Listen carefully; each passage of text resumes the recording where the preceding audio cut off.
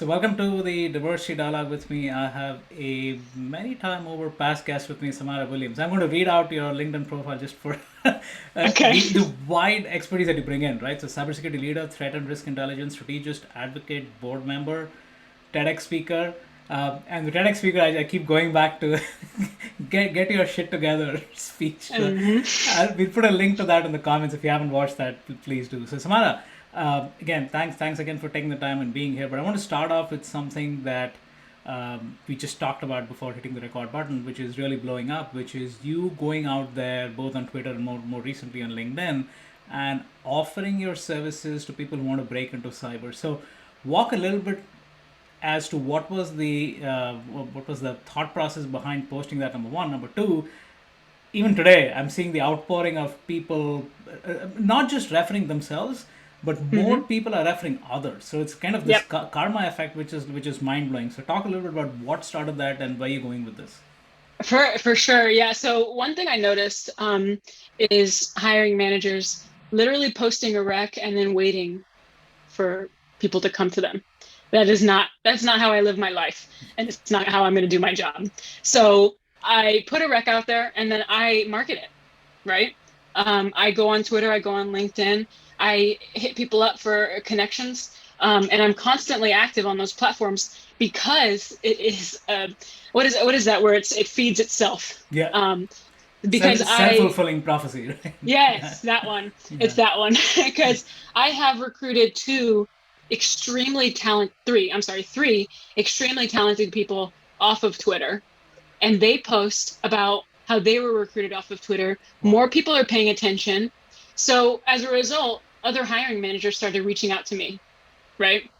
Do you have any people for this role that I have coming up? I'm having a hard time looking for diversity, right? And they Yeah. were both white males. I love the fact that they reached out to me because Mm-hmm. they obviously see that I attract diversity as a diverse person Mm-hmm. and they don't, right? Yeah.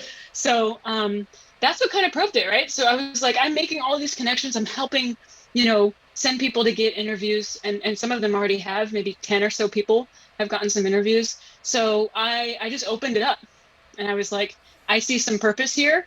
I see a goal in mind. And at the very least, I can get these people interviews. I can get them resources. I can get them mentors. And it, it was a little bit of my own sort of experiment to see who would reach out, right? And the diversity is mind blowing. I mean, people from all walks of life, all backgrounds, and they all deserve to be in cyber because anyone can work in the industry. No, it's amazing. So as you were talking, one of the things that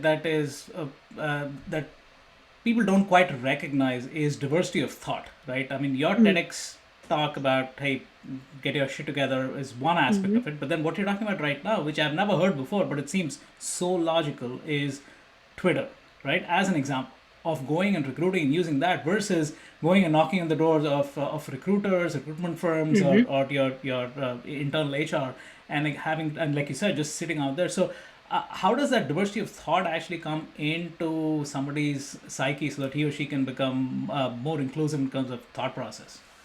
Oh, that's a good one. So I'll talk a little bit about the TEDx first, right? Because that was actually tough. Building what I was going to talk about.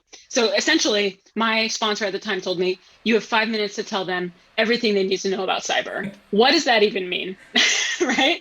So I really had to think, how am I going to get their attention quick? That was by cursing, right? Who doesn't, pay attention when somebody curses on stage? And then the second was, how do I create the application? What's currently in their mind? How do I connect that to make it make sense? And when I was younger, my mom was she's I grew up in San Antonio, Texas. She's from the Bronx, New York. So she taught me a lot of social and situational awareness that maybe I didn't need as much in San Antonio, but that is what got me into cyber. I was able to connect physical security, self Wow. security to cybersecurity, and that's how I created the content in the TEDx. Wow, never again. See, this is I've never heard of Yeah. physical security, self security, and then coming hmm back to cyber.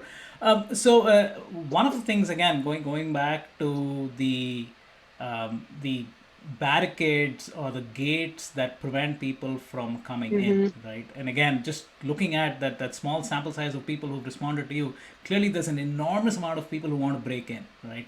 Right. Again, so looking at your community, right? What challenge do you pose out to your fellow peers out there saying, hey, if you can do these three things, right, you won't be sitting over there talking about the skills gap and worrying about ransomware attacks and all that because there are people desperate to get in. So, what would be Hmm. your advice to your community? Oh wow. Well, I'll separate it between hiring managers and the people that want to get in. Yeah. For the people that want to get in, I tell them you hunt and you hustle. Do everything you need to do to get into the industry, and there's different paths depending on what you want. If you don't know what you want, you need to do research and figure out what you want, and then hustle. As well as finding a mentor, finding people who are going to connect you with those other people. Mentors have been tremendous for me.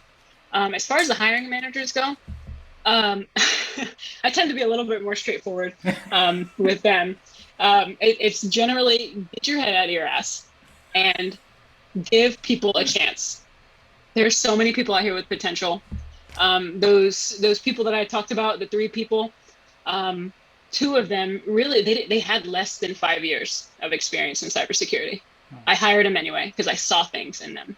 The other one had 12 years, but at that point, she is a mentor to the others, right? It's about their character that'll keep them in this industry and keep them doing big things. So get your head out of your ass and hire based on potential and not experience.